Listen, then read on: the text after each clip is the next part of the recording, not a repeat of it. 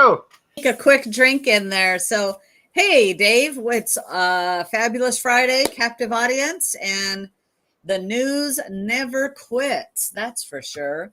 But boy, it's nice. How's the fires down there where you're at? They are under control.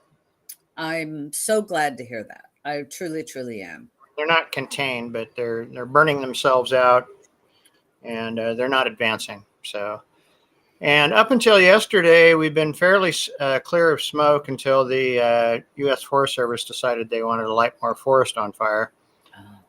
And which is one way to manage fuel load. You can burn it. Right. So we had a little bit of smoke yesterday, but for mostly it's clear and yeah. So we're not out of the woods. It's only September 8th. Another fire could start at any time. So that's true. Well, I'm glad. And, and I know that there's other areas that are fires, but you guys seem to have had it really, really bad down there. And I'm glad there's. Yeah, it's almost 90,000 acres burnt in 15, 23, 24 days. Wow. Yeah. That was just that one. That was just that one fire that was, close to us. There's a bunch more just south in California. Sad to say, but that way. Yeah, it's sad to say, but pretty soon you won't need fire insurance because there won't be anything left to burn. Well, if you look at the scars, I have an app called Watch Duty, and it shows the more recent scars. If you look at the scars in Western Oregon, it appears about half of the forest has burnt in recent years. Wow. And so what's that app called? Watch Duty. Watch Duty. Yeah. Wow. I've never heard of that. So, hey, right here on Captive Audience, look up Watch Duty, get that app. You can look at all the burns, scars, and the fires and whatnot going around. Now, does that cover just Oregon or? No, I believe it's nationwide. Okay. Yeah. Wow. Yeah, that's amazing. This is, you see the bumper sticker or the slogan, log it, graze it, or watch it burn. And unfortunately, that's what we've been doing. And how much wildlife has been lost and stock, cattle, horses, whatnot. Yeah. But wildlife down to birds, because how do you breathe through with all that smoke trying to get the hell away from it? Yeah. Yeah, I don't know. I don't know that there's any real I've never heard any real numbers on wildlife, but it has to be astronomical because, wildlife for the most part can outrun a fire. Most wildlife can, but, there are wildlife that can't outrun fires. There's a lot of, and then you get down into the smaller parts of the ecosystem, which, nobody likes them, but there's a lot of insects that never make it, insects that are beneficial. Yeah. A lot of insects that aren't, and that's okay. I guess that they don't make it. At least the pine beetles and the fir beetles and the forest killing beetles are all getting burned up. So that's kind of nice. But yeah, it's got to be bad. I know that in 2020, because we were surrounded on two sides by major fire, it drove a lot of wildlife down into our valley. Mm-hmm. Because, no place else to go. And so we had a lot of deer, a lot of mountain lion, a lot of bear, running around in the valley that, in inordinate amount, you might say, put it that way. So they've got nowhere else to go except for where it's not burned. We have a fox that comes by just about daily. My kid that lives in the front house, he spotted it. So it comes. I don't know if it's come by to play with the dogs or what, but it's kind of odd. Yeah. Well, I'm glad it's improving, except for the latest round for your smoke. Hey, listen, we talk about energy on Captive Audience a lot, and there's a story that I ran across today in the Epic Times where consumers bear the brunt of the net zero agenda. And this article goes on to say about electricity monopoly, Duke Energy, and it takes heat for rate hikes to fund the climate plan. And actually, and so this particular Duke Energy, they are based out of North Carolina. They supply power to 4 states, and they are the only supplier.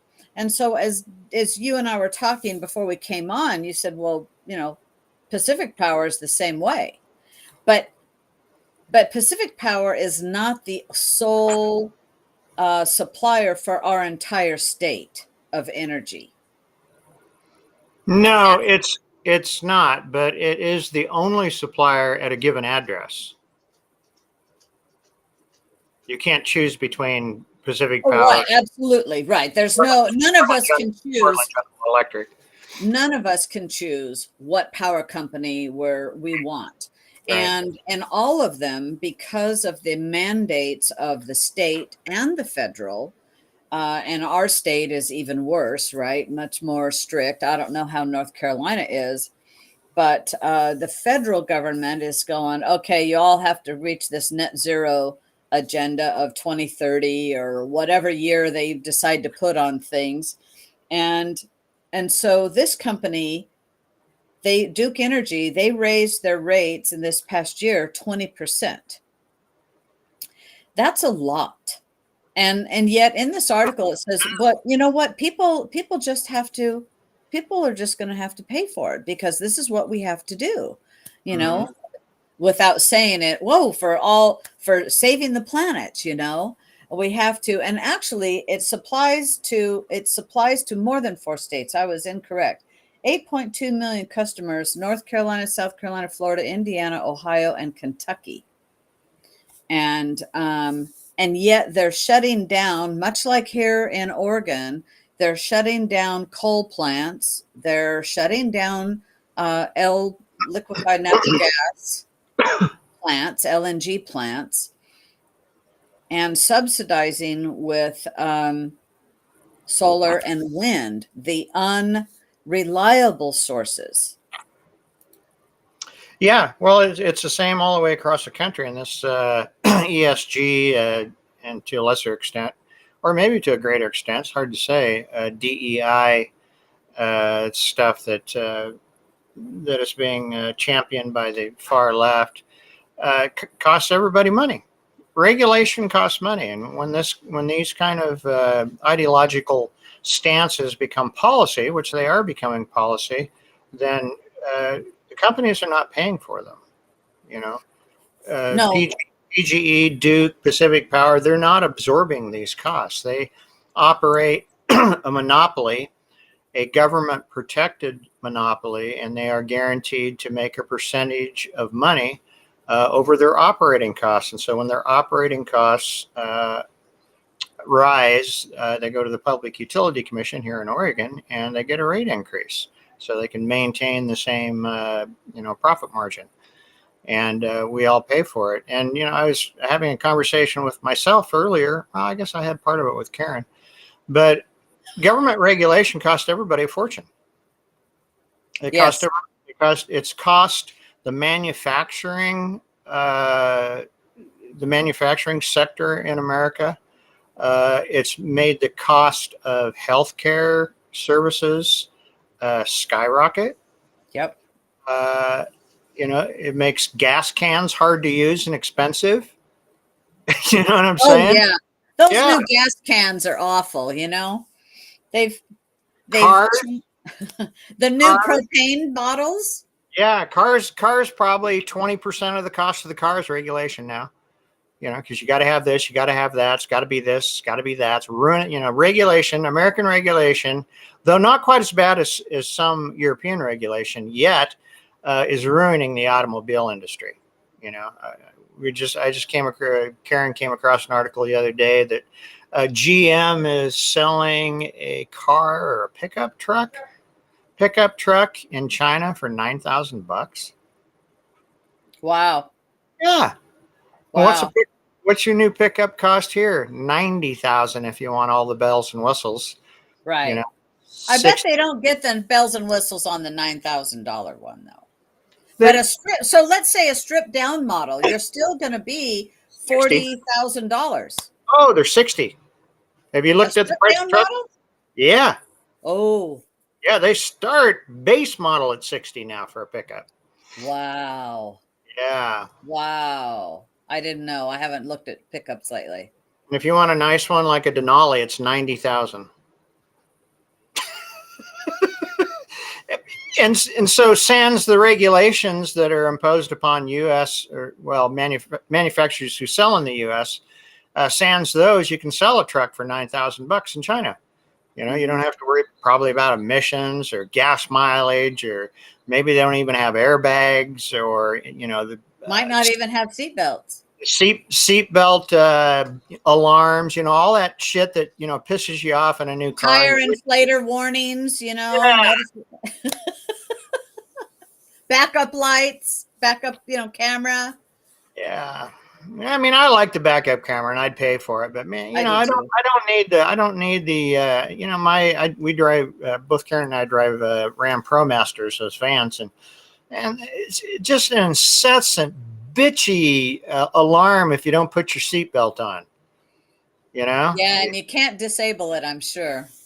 Well, I can, and I'm gonna. Okay. Eventually. Okay. I might even do that tomorrow, because I bitched about it today. So I should get on that. Go find the two wires that go to the sensor and connect them together so it thinks that the seatbelt is connected. Then I won't have to listen to it ever again.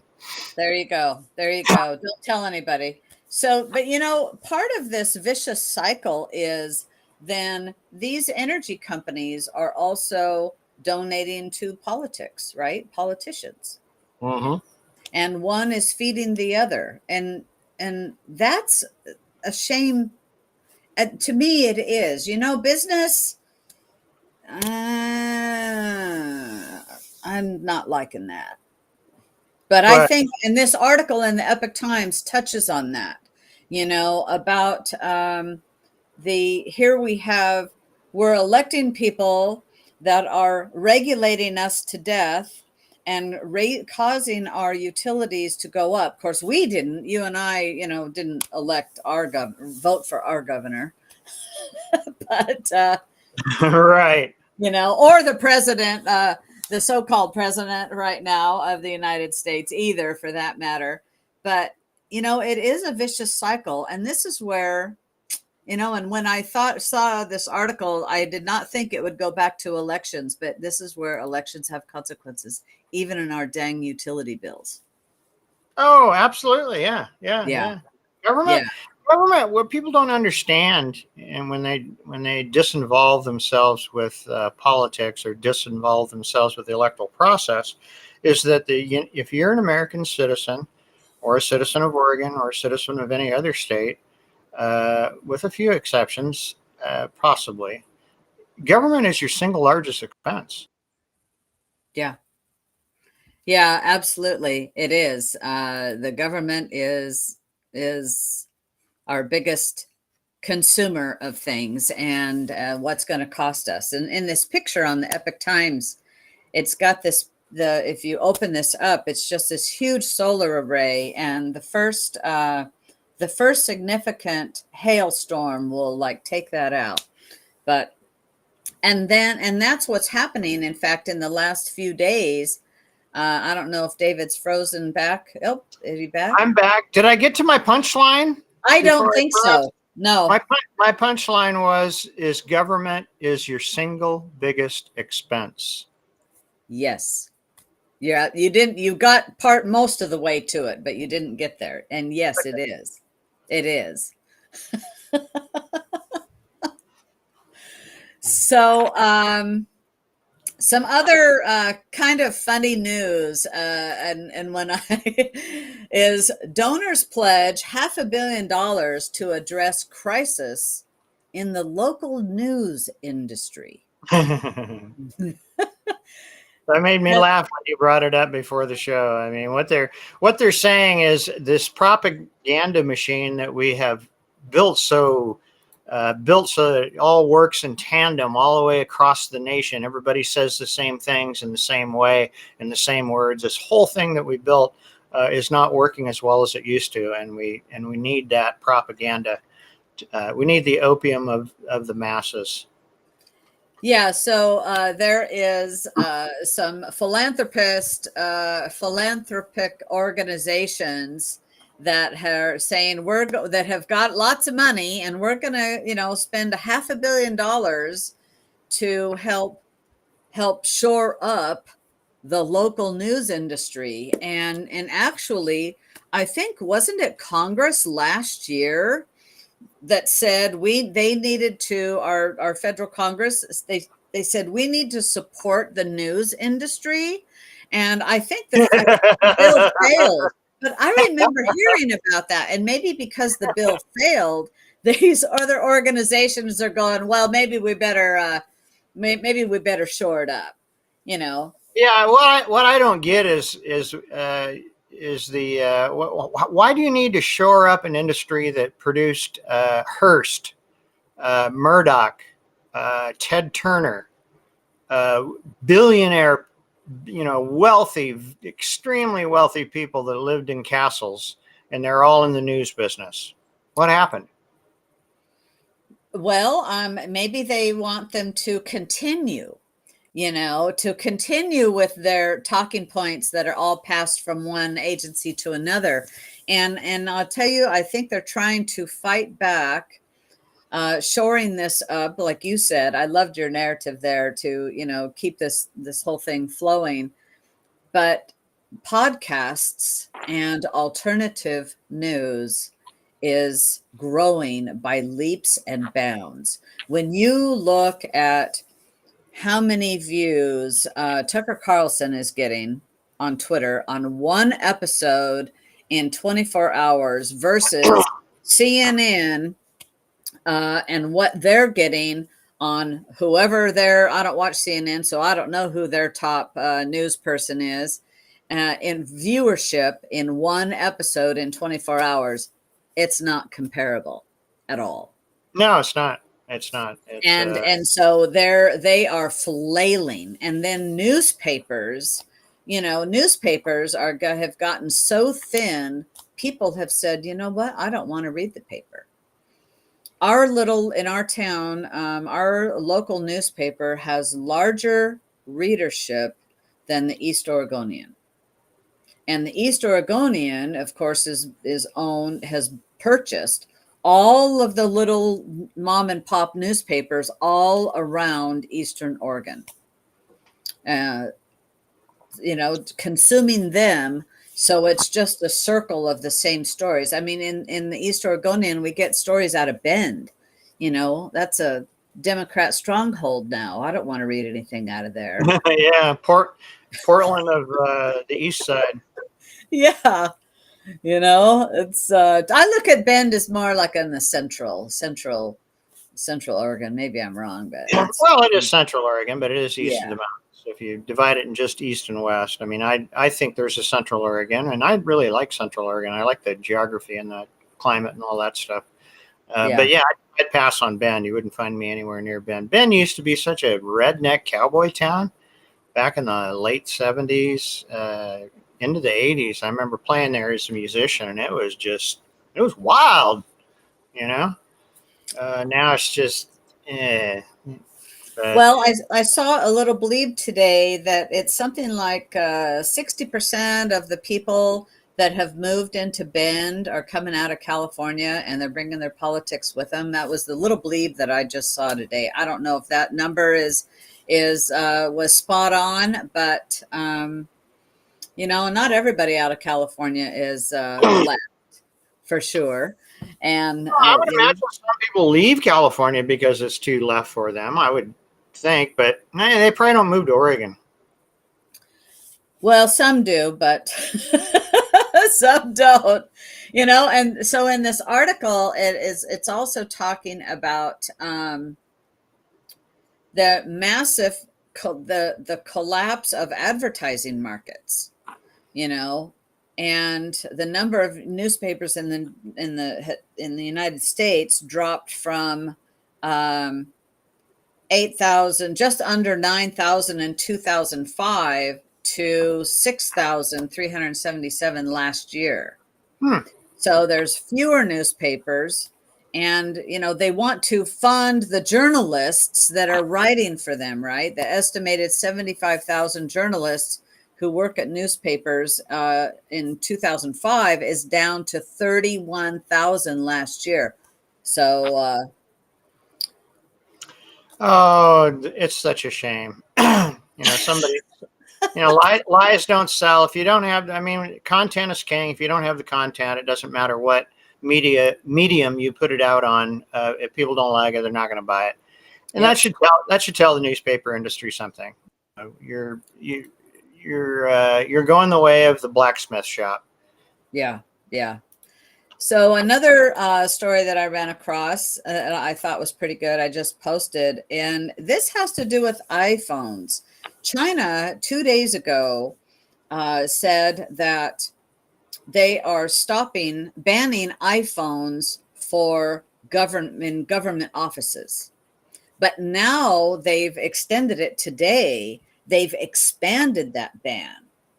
And well, when they made that announcement, it was $200 billion. iPhone's stock dropped a value of $200 billion, which was 6%.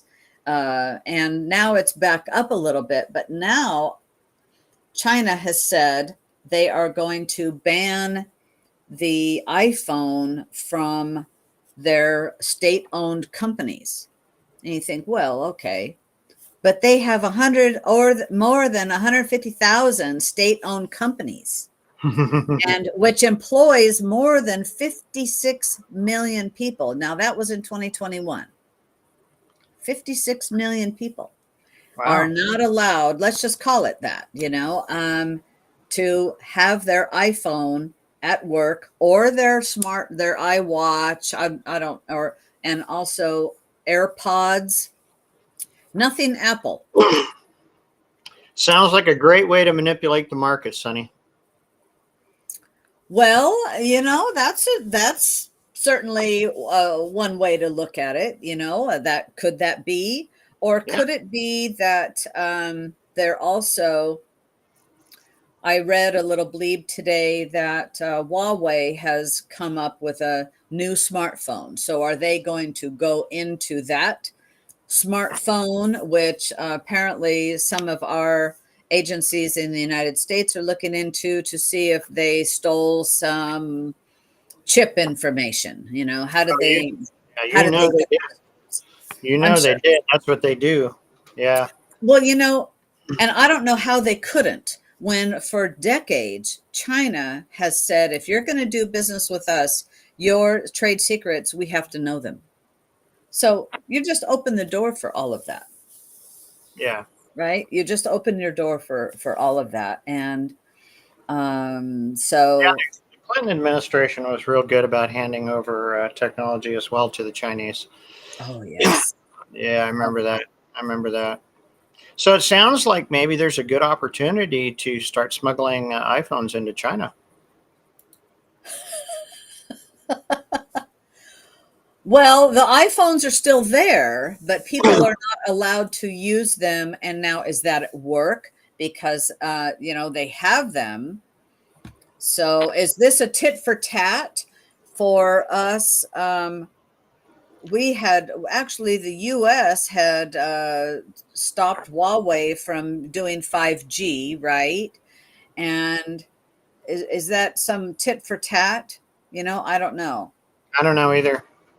I don't know what makes China tick, to be honest with you. Yeah. So, well, there's lots I don't know about that, but we'll have to kind of see how this story plays out.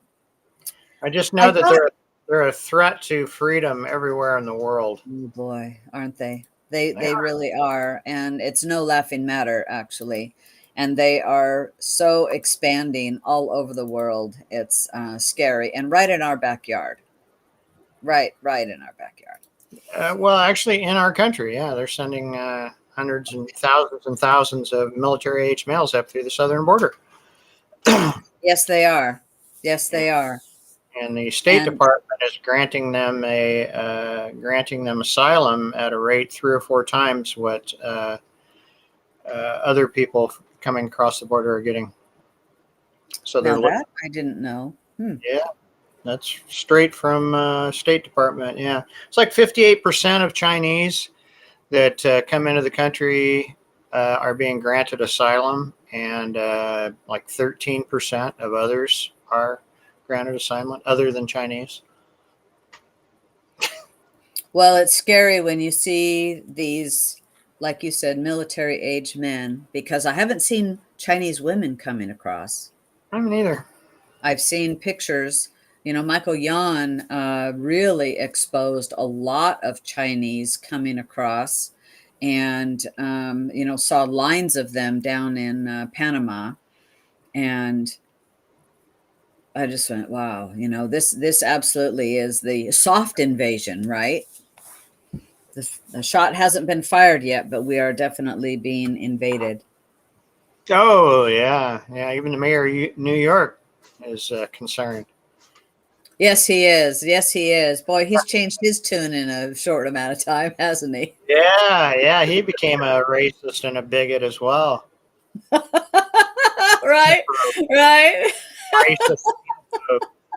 Didn't like those brown people apparently. That's actually funny because they do call us that, right? For saying, Yeah, "Oh no, you're." we're white supremacists because we don't want people illegally entering our country because we believe in Yeah, a sovereign border, which yeah. our borders are not currently. So, hey, there's another story I thought was really good news. No, this one actually is not good news, but it is eye-opening. In Colorado, the headline out of PJ Media is "Burn After Reading." Colorado teachers told to destroy results of an illegal gender survey. They were actually told by the unions not to, and this is in Jefferson County, Colorado. And the teachers were told by the unions, don't take any electronic gender surveys because there will be a record of that. If you're going to take a survey, do it on paper. And so they're showing a picture of redacted surveys and destroy the result of illegal gender survey. And so the question they were asked in this article reports that they were asked, well, is this legal to do? And they said, well, no, actually, this probably it could be borderline. It's not legal because it's an invasion of privacy. And but a parent came home when she received their child brought home a paper survey and said, I've been asked to fill this out. And so here you have the parents going, wait a minute.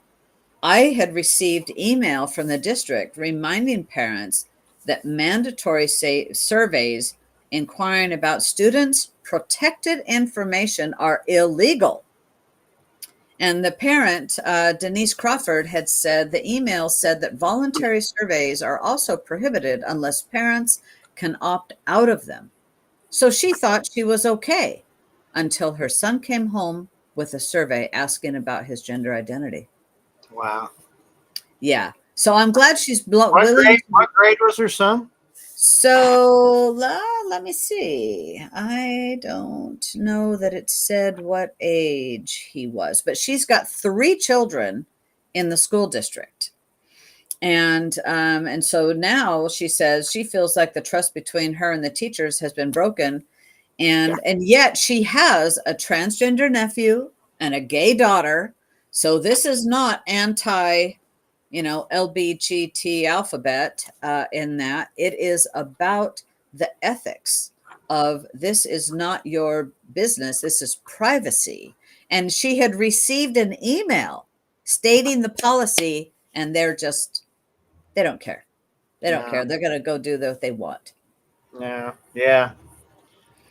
Yeah. Well, I guess it doesn't matter for her kids apparently, but or her family, but most people would be wise to keep their kids out of public school. Yes, I definitely agree with that, and I hope she takes this a little bit further. And the union had to sneak about to do it. Only adds to this, because if you have to sneak about it and lie about it and it's not the right thing to do. No. No. Now it goes to show you what the apparently what the mission of the union is too. Oh, definitely. Definitely. Are they there to advocate for their members, or are they there for another reason? Well, apparently they exist for another reason. It's becoming more apparent that they exist for another reason. It is not about the children. It's not about educating the children. It's not even about it is about the children, but not the education of them. Yeah. Oh, yeah. Yeah. Yeah. But we do have good news on a teacher front. And I'm going to post this one here. Here we go. And a judge rules that, and this is in New York City, no less, a New York State judge has ruled that teachers can get their jobs back with back pay after refusing COVID-19 vaccines. Nice. And so there's 10 employees fired by New York City Department of Education for refusing to get the jab, and they have to be reinstated with back pay. And that's a win. That's like the first story I've heard of that people are getting their job back for standing up for their rights. Yeah. I don't know of any other stories, actually. There was one other, and I can't remember the details, but it is happening more and more, and it should be happening. The whole idea that you have to be vaccinated to work for a company or even the government is, as far as I'm concerned, just way wrong. Seriously. Yeah, it is. And so there was principals, teachers, and other school workers filed this lawsuit and against by the anti-mandate Children's Health Defense against the Department of Education that their attempts to claim a religious accommodation for the mandate were denied. And the court said they see no rational basis for not allowing unvaccinated classroom teachers in amongst an admitted population of primarily unvaccinated students. Oh, well, that's good to hear. Common sense. That's good to hear that most of the students are unvaccinated. Yes, isn't it so? Isn't it so? And the judge also criticized the city's assertion that allowing classroom teachers to get a religious exemption would place undue hardship on the city, calling the claim arbitrary, capricious, and unreasonable. So I think that's a win. That really, really is a win for those that were forced to or lost their job because they were standing up for their freedoms and their rights. Oh, thousands and thousands of people lost their job. Hundreds of thousands of people lost their jobs. Which is why we have this man-made shortage of nurses. Mm-hmm. So many people, because of those that said, you know what, my health is more important than this job. I'm going somewhere else. Yeah. And or changing professions altogether, in fact. Yeah, I had a nurse or nurse's assistant or something when I was in the hospital with COVID for a few days, and she was young. And when she was wheeling me out, she said that she was probably wouldn't be working here very much longer. She said, "I'm not taking the vaccine." So yeah, I kudos to those that did their research and realized that they're standing up for their rights. Not taking it, and I feel sorry for those that got it, and then they've woke up and they've seen the injury. I guess Megyn Kelly, I didn't see it, but I heard about it. I read a little bleed today that Megyn Kelly actually came out and said she's now been diagnosed with an autoimmune deficiency or disease. And yet when she got the jab, she thought that was the right thing to do. And many people, millions of people, quite frankly, have had their health compromised Yeah. because of that forever. Yeah, and everybody in a position of power and influence and authority that advocated for that shot should be held criminally liable, as far as I'm concerned. Yeah. It certainly should not occupy any position of expertise, authority, or power. I mean, if you can't, my personal thing on leaders, experts, people at the top, if you can't discern the fact from fiction, you're not a leader. Yeah. You can't lead. I'm sorry.